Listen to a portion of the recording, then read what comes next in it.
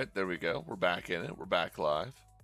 Just gonna see. I was looking over this and I couldn't believe the quality was as bad as it was, so we had to make a small correction over there. Let's go ahead and change this over here, and I think we're about ready to go.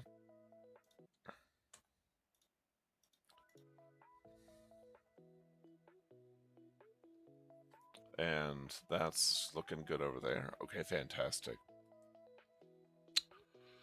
Wonder if we could even just move it over here. Would that just be easier? Probably, yeah. Okay. Yeah, this is fantastic. Hi YouTube, about 15 hours ago, Arkheron released its newest patch, patch 0.19i, and we were going over the patch notes for it because I just didn't look around, I didn't see it. Let's try it again. We're just going to keep doing it, I guess. Hi YouTube.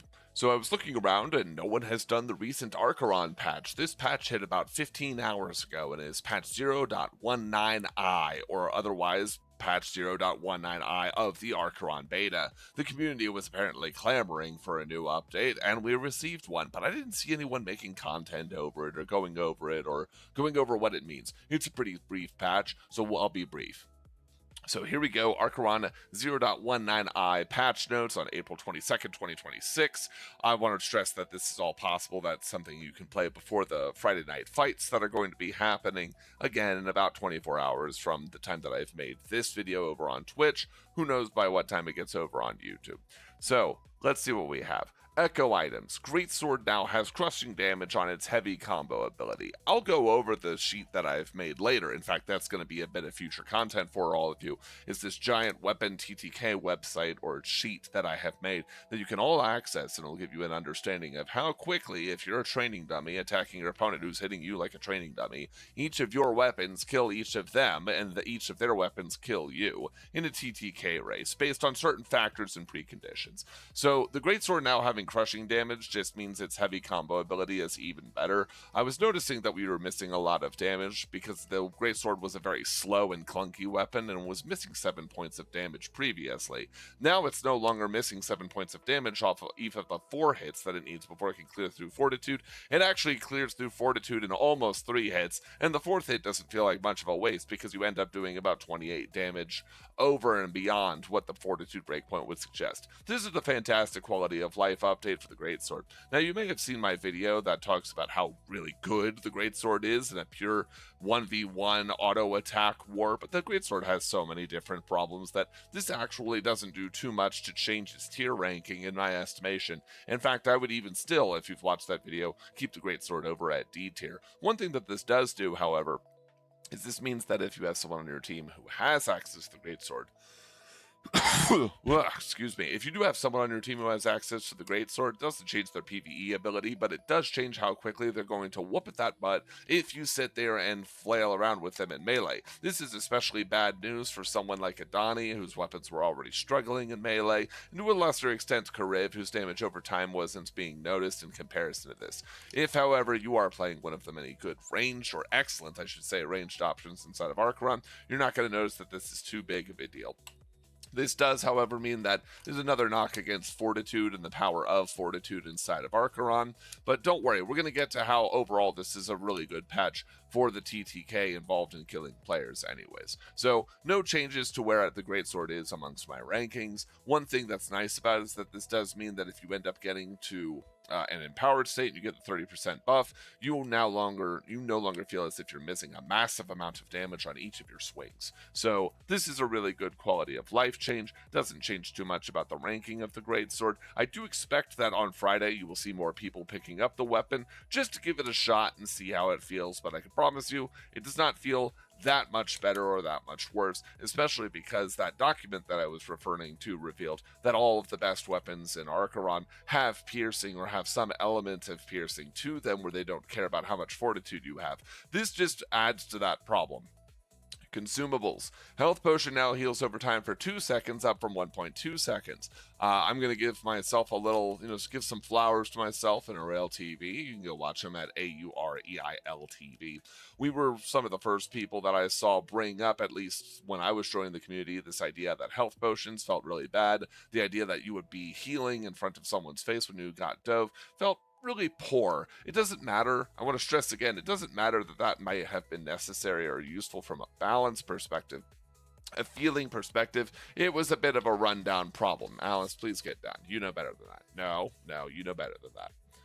So the healing going from taking 2 seconds to do its healing instead of 1.2 means that you can't just immediately walk away slowly as you're getting hit repeatedly and then heal off all of the damage instantly. This has been a part of backing down the process and strength of health potions overall, which I'm a big fan of. One thing I don't see anyone else talking about is that because of Vaton's passive, in which your items and abilities have improved healing, this new healing rate, even though it doesn't seem to affect the total amount of healing that you do when you have the Vaton set bonus, it does nevertheless make it much stronger. Because the healing of the potion is now more delayed and happens over time, and you are receiving it in-game as a factor of ticks of health, as opposed to healing it all at once, having the Vaton set means that you are more likely to heal the necessary chunk to survive that you were previously not. I also like this change from 1.2 seconds down to 2 seconds healing, as it brings it more in line with the amount of invulnerability the invulnerability amulet gives you. This matters to me quite a bit, as this means that you cannot use quite as many of the options that make you invulnerable inside of Arkheron, and use that as spacing required for you to heal. We're talking about things like the right-click dash on Parasol, which never really affected this. More importantly, things like the Adani invulnerability on Lunging Hook. Because that is 1 second invulnerability and this is 2 seconds of healing, then we're starting to see some comparison here. This also gives another reason for people to be more willing to spend 500 to go get the Anchor ability full heal. Since the Anchor ability for full heal takes 2.5 seconds to heal you fully, but this takes about 2 seconds to heal you for 75% of your health, I expect that we will see an increase in the number of people who are going out of their way to buy early Anchor abilities, as opposed to using that same money that they were using previously to simply spend 300 instead of 500 and buy 3 health potions instead. Now for some buffs or some improvements that make things not take as long. So Rejuvenate at the Shrine. Rejuvenate's purchase channeling time is now 2.5 seconds, down from 4. I have to say that the Rejuvenate channel time of 4 seconds felt like a slog. It felt as if it took a very long time. You're also in the menu and navigating the shrine quickly as you do this. The origin of these changes was to make sure that you could not abuse the shrine to heal, particularly in the final fight of Ascension up in the tower. It also meant that you couldn't do some insane things like simply pick the beacon as the shadows close around you, or the veil closes around you in Arkheron. You couldn't simply pick the beacon that is nearest a shrine and then take advantage of that to do any number of silly things, such as you wouldn't use this to mass res your teammates unless there was a very particular fight, but maybe you would use it to rejuvenate it if you were in the middle of a fight. I actually can't help but think that the change that preceded this one, that made purchase channeling time increase for rejuvenate and resurrect, which we'll get into, was spawned by certain interactions that the dev team had in a Friday Night Fights, not this last week, but the one there preceding. And I think that this is kind of a backing down from the almost the overreaction that was behind those patch notes over in patch 0.1.9h. or Hotel. So Resurrect's purchase channeling time is now 1 second, down from 3 seconds. This is totally fine. I do think that being fully still for the channeling of Resurrection for 1 second is enough to help dissuade things such as getting the Shrine Anchor ability and bringing it to the final fight in the Ascension Tower mode. Holding still for 1 second is such a problem that apparently health potions, are necessary at 1 second. This is what I heard people say. It was necessary that health potions took an entire second for you to heal, because actually if it was any slower than that, you might just straight up die due to 3-on-1 dives on your person.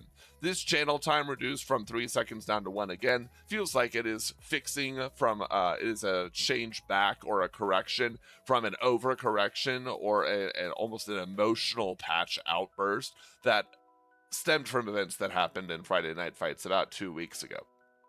Next part, we're just going to talk about gameplay experience. So gameplay, we have added, what does it say here? What have we got over here? Also, we're going to check right now. I'm going to get some sanity check. Oh, yeah, fantastic. No, I don't. What is this? You're absolutely appalling. You stupid. Okay, 1 second. Obviously, not all of this will be directly inside of the patch notes, but we are still doing some cleanup. So we're going to go ahead and get that taken care of. Let's go over here. We'll go over here. We'll go over here. Oh, look, you're banned. How did that happen? Oh, magical. It's totally fine. We're going to cut that part out. Just leave it at, just don't worry too much about it. So this next part of the patch notes that we're absolutely going to talk about is the gameplay section.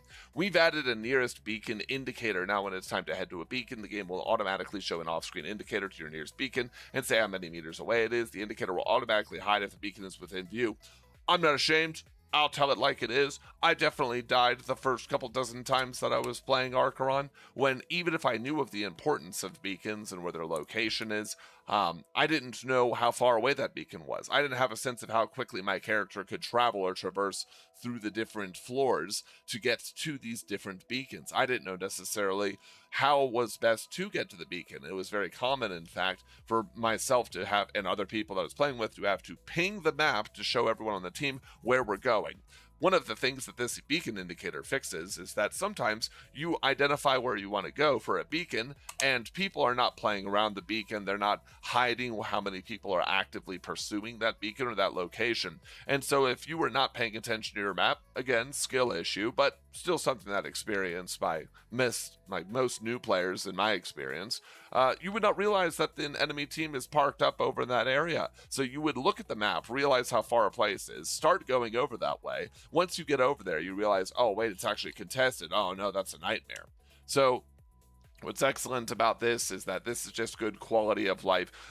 There is still a skill aspect to which beacon you go to and where you navigate, and what information you take once you understand who is there or who might be there. I think all of those things are still inside of the game and still incredibly worthwhile, and are not taken away from or denigrated by this change over here. This is just a way to say, hey, are you brand new to Arkheron? Well, this will give you what you feel like is enough information to take a meaningful game action. It's actually an important thing about quality of life, especially for new players. It's not about, oh, I'm just going to make this option easier for them. It's about giving those players enough information that they feel they're making a meaningful choice.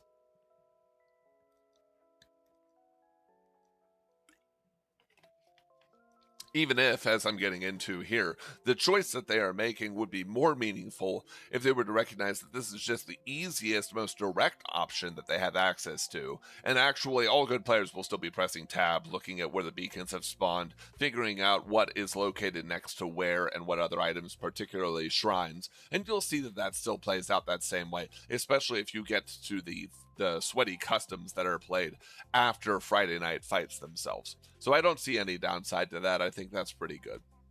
All right. It even says here, for dev context, this feature is primarily aimed at newer players. The goal is to improve beacon awareness by automatically guiding players towards the nearest beacon if they were unaware by pressing tab to see that information. What they're getting at is maybe there is some part of the tutorial, the UI, or the learning aspect of the game that does not impress upon you how, frankly, someone should be jamming tab all of the time. Even last week, we saw that for the Friday night fights, there was a change to anchor visibility. To the anchor that gives rather visibility of your location and enemy team players' locations. I feel that one of the reasons that was not as successful as people thought it would be is that while all the good players were like, oh yeah, it's really strong, I buy it, we go there right as we see the beacon spawns, we see where everyone is, we hit tab, we figure out the relative composition of fights for each beacon, and then we make decision and travel points based off of that. A lot of newer players were not aware of that, and in fact a lot of players were even buying that ability and not aware, or not pinging their team or having some way of telling their team, oh, press tab, it's really good, here's the information, we can make a decision point. We can make decisions based off the information provided at this point. So I think there is some additional work that still has to get done here in terms of making it understood that tab is bringing up the map, and frankly what some benefits are of doing that. I will say, just thinking of it now, this does give me some ideas for content, because rather than make 5 things every new Arkheron player should know, double click Arkheron. Did you know double pressing the game icon on your desktop starts the game? You can't play Arkheron if you don't actually double press the icon. Number 2, moving your character. Press W to move forward, but pro tip, if you want to go backwards, press S. Like, no one wants that kind of beginner content, right? We want the kind of beginner content that's things like, hey, in Arkheron, If you've not come from an RTS, you don't come from a MOBA, if you don't come from a Battlegrounds or some kind of, a Battlefield, some kind of like large BattleBit remastered, one of these large maps, you might not know that actually the map is like the most broken thing you could possibly be paying attention to all the time, right? And I think some more training or some more guides or frankly some more community content will help with that. Currently, it can be confused for a team callout. This is the first iteration of this change. Our intention is that the final design would be on the minimap instead.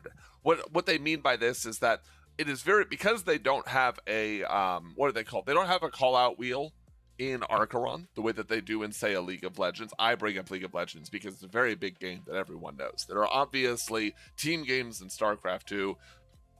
Obviously, a lot of people, I see you on Steam when you're not playing Arkheron. Maybe you're paying attention to Battle, right? Or getting some feelings and feedback based on that. Or maybe that's what you play when you're trying to get a number of players to play a game, but you're kind of Arkheroned out and you're just tired of the river for a second, right? So a lot of people do understand this idea that most games have a call-out wheel, and it's things like, okay, well, if I just click the point, it just dings it, it pings it, right? But what if I want to say an enemy is missing here? What if I want to say we should attack this objective, or we should leave this objective, or danger, this is a problem, or we don't want to go all in there, or we need to go help this person, or we're going after that objective, or we're staying away from that objective. This idea of a call-out wheel is something that I almost certainly see Arkheron building at some point, and this is part of the reason. So if you ping a beacon and there's enemies on it, are you saying I want to go to that beacon? Or are you saying, I know that there are enemies here, we should not go to that beacon? Now, if you ping the beacon that has enemies on it, then you ping another beacon that does not obviously have enemies on it, then the suggestion there is that we're not going to A and we are going to B. But I think this kind of information is necessary and will be built out as the game improves. I would certainly love to see that happen. And in fact, I'm not reading between too many lines here when it literally says in the second sentence, this is the first iteration of that change. Fantastic.